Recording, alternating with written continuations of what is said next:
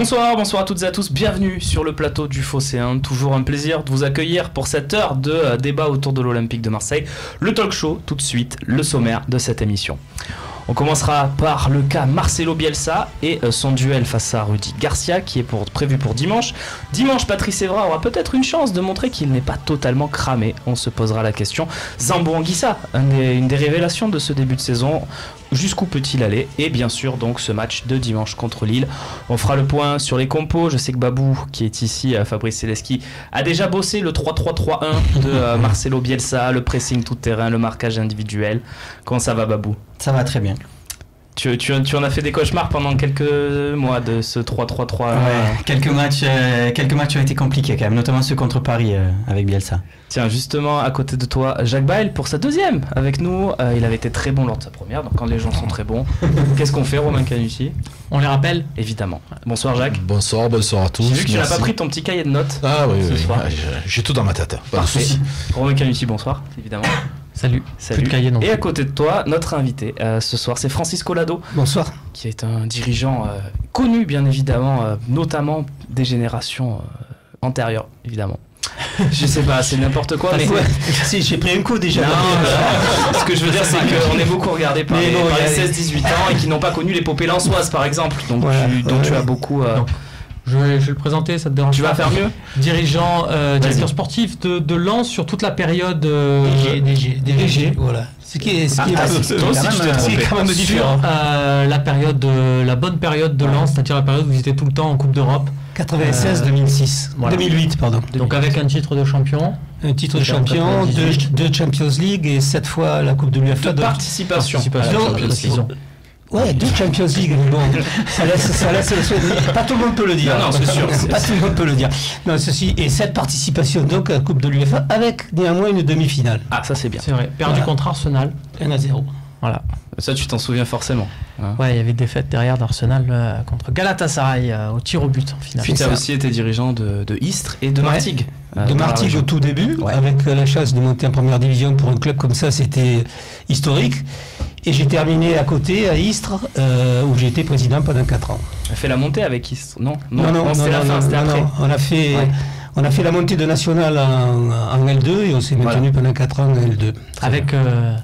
Avec la toute fin, l'explosion de Naby Keïta. L'explosion de Naby Keïta, puis je pense qu'il faut penser aussi à des garçons comme De Bréville, qui étaient là. Il y avait aussi Florian Lejeune, qui est parti aussi en Espagne. Non, on a fait un travail qui était assez correct sur ce plan-là. Donc tu connais le talk, tu peux rentrer à tout moment dans le débat, interrompre, n'hésite pas, fais-toi plaisir Francis ce soir. Pas de souci. On commence par un débat qui est animé toujours, à chaque fois qu'il arrive sur le plateau, c'est Bielsa. On va s'intéresser à ce qui se passe à Lille notamment. On va l'opposer aussi à Rudy Garcia, Marcelo Bielsa. C'est Bielsa contre Garcia, c'est la première partie. On commence avec la série du LOSC, la série noire de Marcelo Bielsa. Regardez ça, il a gagné la première journée contre Nantes. Et depuis il y a du rouge, du rouge et du gris, beaucoup de défaites. Et un bleu, alors le bleu c'est le seul match où il menait. Et finalement ça a été arrêté, pas de chance pour lui, puisqu'il y a eu cet incident dans les tribunes à Amiens évidemment. Babou, c'est très difficile là pour Bielsa. Il est dans une situation où s'il ne gagne pas dimanche, on a du mal à voir le futur, non? C'est difficile, mais surtout quand tu rentres un petit peu dans le détail et quand tu ne regardes pas que les résultats, parce que il a l'air de pas trouver la solution, quoi. Ça a l'air d'être une spirale de plus en plus négative pour lui. Quand tu vois, bon, c'est pas les seuls, hein, il y a l'OM aussi, mais perdre contre Rennes qui est en ce moment... C'est difficile pour eux, aller perdre là-bas aussi, je veux dire, c'est vrai que c'est compliqué pour eux. On l'a vu en souffrance encore le dernier match contre Valenciennes, où c'était le couperet, d'après ce que j'avais cru comprendre, les joueurs étaient allés le voir pour dire que sa tactique ne correspondait pas, qu'ils voulaient jouer chacun à leur poste alors qu'ils ne jouaient pas. Moi je l'ai vu sur les pénaltys, et il avait sa croix en bois, on aurait dit qu'il avait remis son destin à cette croix, quoi, voilà. Comment on réagit quand on est dirigeant et qu'on a un entraîneur qui est un peu contesté, mais en qui on a confiance quand même? Comment on peut faire passer le message? Parce qu'on sent quand même que Gérard Lopez a quand même confiance en Bielsa, il a envie que Bielsa y arrive, mais ça marche pas. Comment on fait? D'abord, il y a son propre constat, c'est-à-dire qu'il faut être sûr que c'est l'homme de la situation. Après, au niveau des joueurs, il faut s'appuyer sur un groupe un peu d'anciens qui va entraîner dans le bon sens s'il le faut, quoi. Sauf que, à un moment donné, s'il y a rupture, il y a rupture avec le vestiaire, quoi. Je veux dire, il y a beaucoup d'anciens en plus. Et c'est ça le problème, c'est qu'eux, ils ont fait une politique de jeunes. En fait, ils ont fait une politique de business, c'est-à-dire je prends des jeunes pour les vendre. Ils rentrent dans un système qui est quand même un peu hétéroclite parce que Bielsa, moi je l'ai pas toujours compris, il y a des matchs où je l'ai pas toujours compris. Donc voilà, ça veut dire que non, mais à un moment donné, lorsque le groupe au total casse, je pense que dans le vestiaire, ça va être difficile pour lui, quoi. D'accord. On a Joe Bastre, qui nous posait une question sur ça. Info ou Untox sur la rébellion des joueurs. Apparemment plutôt info, même si c'est peut-être pas une rébellion au sens propre du mot. Puisque tu parlais du projet Lopez avec la politique sportive, on va regarder en 3 points ce que c'est ce projet Lopez. Lopez qui, on le rappelle, a failli racheter l'OM puisqu'il était dans les tuyaux. Donc un effectif très jeune qui marche beaucoup avec le trading joueur, c'est-à-dire on achète un joueur pas très cher, on essaie de le revendre le plus cher possible. Et le duo Bielsa-Campos. Qu'est-ce que tu penses de tout ça, Jacques ? Mais je pense que déjà, El Loco, ça veut dire fou. Donc c'est un fou. Franchement, dans son schéma de jeu, dans sa façon d'interpréter les matchs, je comprends absolument rien. Je suis perdu. Il a fait construire des chalets. Je sais pas. Sur sa période olympienne, t'as pas compris.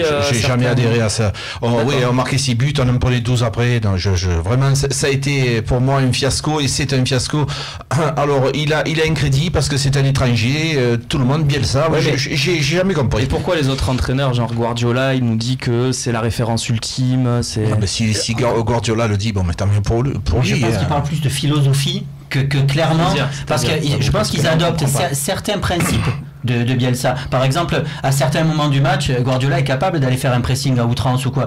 Je pense que ces principes de jeu, on l'a déjà dit, on en avait fait longuement sur Bielsa, mais le problème c'est qu'il quelquefois il s'entête avec les mêmes joueurs, avec les mêmes principes, avec les mêmes tactiques, et ça peut durer très longtemps, alors que les autres, je pense, saupoudrent un petit peu dans un match. Il y a plusieurs. Est-ce que tu peux voler un peu au secours de Bielsa là, parce qu'il prend cher là depuis le début de l'émission? Non, mais moi j'étais très fan du passage de Bielsa à l'OM, mais j'ai toujours dit ce que j'aimais beaucoup et par-dessus tout, et je pense que ce qui a fait aussi adhérer tout le monde à Marseille à Bielsa, c'est qu'il remettait aussi en cause un certain système à Marseille, et que il remettait en cause l'omniprésence de certains dirigeants, qu'il arrivait à les agents aussi, redistribuer un peu les cartes. Et ça, maintenant, s'il change ça à Lille, personnellement, c'est plus mon affaire. C'est pour ça que je pense que ça marche pas pour toi.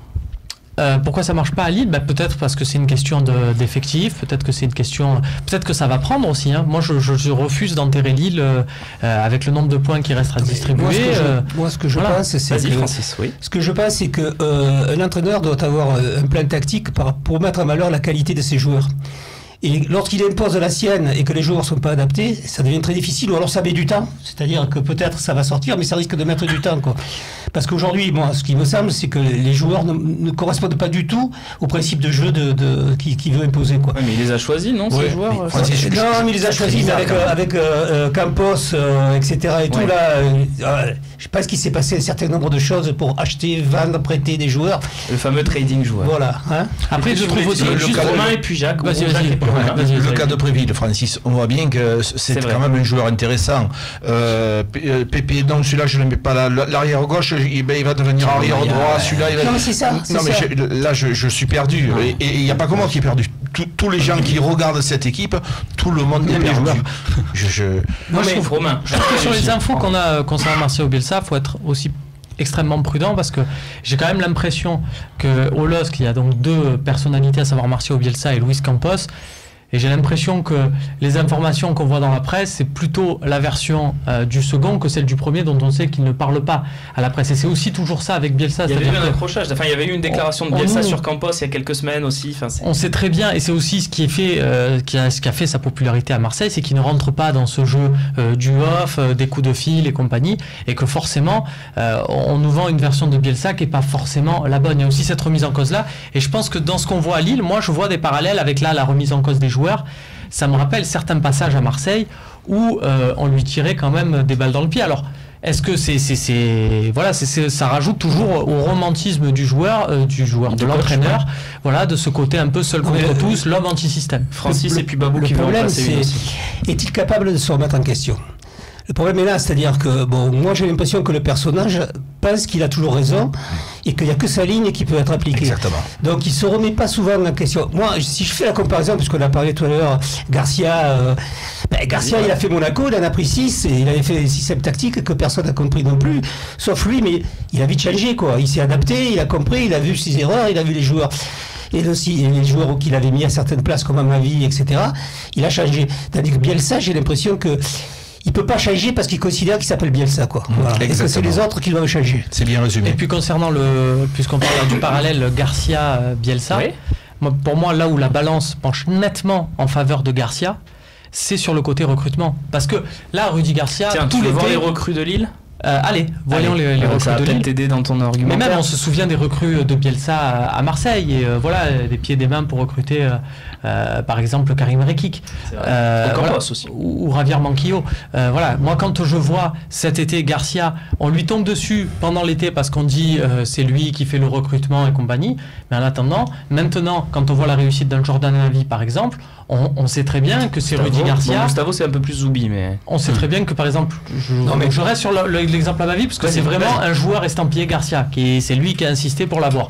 Bon, on voit qu'au final, il a bien fait d'insister. Alors certes, s'il n'est pas allé nous chercher un mec de la Pampa inconnu, Amavi on connaissait déjà, mais au final, qu'est-ce qui vaut mieux, un joueur qui marche, peu importe qu'il soit connu ou pas, ou faire des réussites à football manager? Le problème dans un club, c'est que pour que ça marche bien, il faut que ce soit établi sur 3 pieds, c'est-à-dire que le recrutement doit se faire entre l'entraîneur, le président et le directeur sportif. Il faut qu'il y ait un consensus là, parce que s'il n'y a pas de consensus, il y aura toujours souci. Alors souci dans la défaite, y compris dans la victoire aussi, parce que chacun veut prendre sa part. Mais je suis pas sûr. Je suis pas sûr qu'à Lille, malgré les apparences et ce qu'on veut afficher, ça existe, ça entre Campos et Bielsa, quoi. Voilà. Et le président aussi. Donc Fabrice, juste pour préciser, il n'y a pas de cas Doria quand même dans la liste du mercato du LOSC, puisque tous les joueurs qui ont été achetés sont quand même très par Bielsa et apparemment il compte dessus. Oui Babou, qu'est-ce que tu voulais dire? On a parlé des joueurs, de sa politique au niveau du management. Maintenant je voulais parler de sa politique de coach, vraiment sur la tactique qu'il met en place dans les matchs. Et c'est là où je suis content qu'on joue contre eux cette fois-ci, pour peut-être qu'on va pouvoir profiter des lacunes que je trouvais qu'on avait quand on jouait contre des grosses équipes. Son marquage individuel, son fameux marquage individuel. Au passage, j'ai jamais vu Guardiola jouer avec un marquage individuel tout terrain. Mais bon, ce fameux marquage individuel, ça marche. Ça marchait déjà parce qu'il avait de bons joueurs à l'OM, et ça marche aussi contre des équipes, on va dire, moyennes. Dès que tu te retrouves contre des équipes où il y a de grosses individualités, ça veut dire que tu acceptes de jouer en duel dans toutes les zones du terrain, et 1 contre 1. Et là, quand tu joues contre une équipe comme l'OM, avec les qualités tactiques et techniques, surtout de certains joueurs, j'attends de voir, justement, et c'est ce que je reprochais. Tu serais déçu qu'on n'en profite pas, quoi. J'estimais qu'on était mort d'entrée. Au début du jeu, déjà, on était mort parce que les joueurs parisiens allaient prendre le dessus individuellement sur leurs adversaires. Surtout contre Paris, pour revenir sur ce match-là, tu avais Mendy et Djedjedje qui étaient au marquage des milieux parisiens. Qui voyaient Djedjedje suivre Marco Verratti sur tout le terrain. Mais ça avait failli marcher quand même sur ce match au Vélodrome. Non, moi je trouve la fessée en deuxième mi-temps. Moi je trouve que honnêtement on peut revoir le match, mais tu gagnes à la mi-temps, et c'est vrai que c'est ce qu'on retient dans les faits, mais en fait ils reprennent l'avantage 3-2, c'est pas un coup franc à la dernière minute de la dernière chance, c'est dès la 47e, c'est-à-dire qu'ils auraient pu prendre l'avantage, ils avaient encore le temps. Moi ce que je veux te dire, Romain, vas-y Jacques, 67 millions et demi d'investissement, le classement actuel, 19e. La façon de jouer, si c'est un entraîneur français qui fait ça, c'est fini. C'est fini. Là, aujourd'hui, il a un crédit, cet homme-là, qui est incompréhensible. Je ne le comprends pas, ce crédit. D'où ça vient? Il a ce mérite de dire dès le départ qu'il est là pour installer quelque chose sur le long terme. Oui, mais à lui, on lui donne l'autorisation de s'inscrire dans la durée. Il se blinde aussi pour ça, avec ses adjoints et avec un contrat. C'est peut-être aussi pour ça, pour avoir l'assurance de pouvoir être sur la durée. C'est pour ça que moi, je dis, je ne veux pas l'enterrer, mais comme ça serait un entraîneur français, et je dirais, moi, je suis pour le renvoi d'aucun entraîneur à partir de septembre-octobre. Pour moi, si on se retrouve dans une situation de dire on veut dégager un entraîneur en septembre-octobre, c'est que le travail n'a pas été fait avant, c'est qu'il n'y a pas que l'entraîneur qui doit partir, parce qu'il y a ceux au-dessus qui ont leur part de responsabilité responsabilité. Mais tu vois, Metz, là, déjà, l'entraîneur, il est parti, c'est un Français, allez, dehors. Je pense qu'il a ingrédié. Je comprends pas. C'est quelque chose que je ne comprends pas, je ne comprendrai jamais. Voilà, là où ça s'explique pour moi, pour Metz, à voir jouer les équipes à Bielsa. Metz, ils n'ont pas de projet. Je veux pas être méchant avec les Messins, mais Metz, le projet, c'est la survie. C'est on se débrouille, on essaie de faire un truc. Donc, que eux jouent, entre guillemets, au choc psychologique, ça peut se comprendre. Et là, à ce moment-là, ça se justifie, entre guillemets. Mais un club qui aspire à être dans les 5 premiers, ils peuvent faire ça. On t'entend, je crois, sur le plateau. C'est Nicolas Chabert qui fait une intervention. Voilà. Dis-moi ce que tu voulais me dire dans l'oreillette, vas-y. Pendant que Babou, nous donne encore un avis peut-être sur... Ouais, tu disais tout à l'heure, il n'y a pas de cas Doria. Moi, j'ai l'impression, le cas Thiago Maia, ou alors il l'a voulu. Et c'est grave de vouloir un milieu axial à 14 millions d'euros et de ne pas le faire jouer à ce poste-là, de ne pas avoir identifié que tu avais besoin d'un arrière-gauche. Et si jamais c'est parce qu'il ne le voulait pas, là, il ne le laisse pas sur le banc comme Doria. Le gars, on lui met peut-être ce joueur-là dans les pattes, il le fait jouer arrière-gauche, c'est un milieu axial. Honnêtement, j'ai déjà vu souvent des ailiers se reconvertir, c'est des joueurs de côté, vraiment des joueurs de côté. Là, un joueur axial, un milieu défensif, que tu insistes à faire jouer à gauche et qui passe au travers à chaque fois, franchement, je trouve ça invraisemblable. C'est quoi, on en reparlera pendant qu'on fera les compos, mais un petit mot quand même sur Rudy Garcia, puisque il rencontre Bielsa. Est-ce que Bielsa, Romain ou Francis, est-ce que Bielsa, il a quand même pas moyen d'inquiéter l'OM avec son système, cette capacité à presser tout terrain?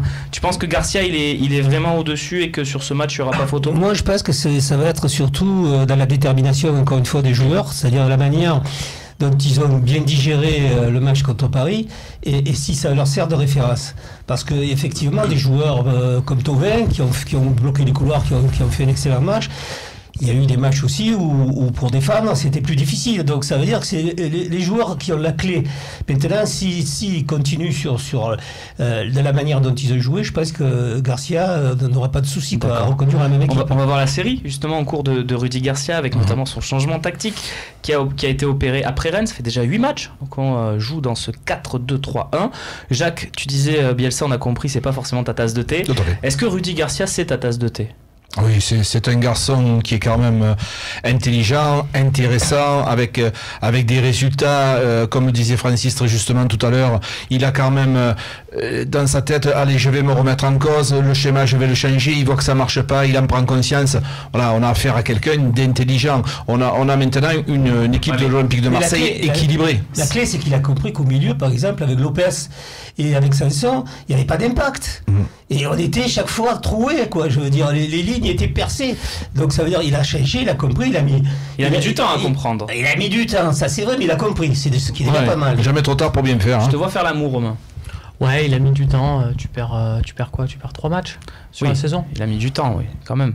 Non. Oui. Non, je pense qu'il a mis du temps ou pas? Non, mais il a mis du temps, mais je pense que Sanson et Lopez, c'est des joueurs qui sont élégants. Moi, j'aime bien ces joueurs-là. Mais les faire jouer tous les deux au milieu, même avec le Brésilien, c'est difficile. D'abord pour le Brésilien qui était obligé de jouer entre les deux défenseurs centraux, pratiquement. Donc voilà, je veux dire, il a bien compris, quoi. Alors maintenant, Fabrice, conclusion. C'était c'est vrai qu'il a joué comme ça une demi-année, on va dire, avec Sanson et Lopez dans ce rôle-là. Et c'est vrai que ça t'a permis de gagner de nombreux matchs parce que tu avais cette maîtrise technique. Mais on s'était déjà aperçu quand même à ces moments-là l'année dernière que vainqueur tu manquais d'impact. Et là, c'est vrai qu'à un moment donné, là, on s'est rendu compte que les équipes comme Rennes, par exemple, en ont profité. Et ils se sont gavés. Merci messieurs, on reparlera de Bielsa évidemment dans cette émission puisqu'il y aura la partie avant-match, mais on va quand même faire un focus sur Patrice Evra qui a une chance de jouer quand même dimanche du côté du stade Pierre-Mauroy puisque, on le rappelle, Jordan Amavi est suspendu.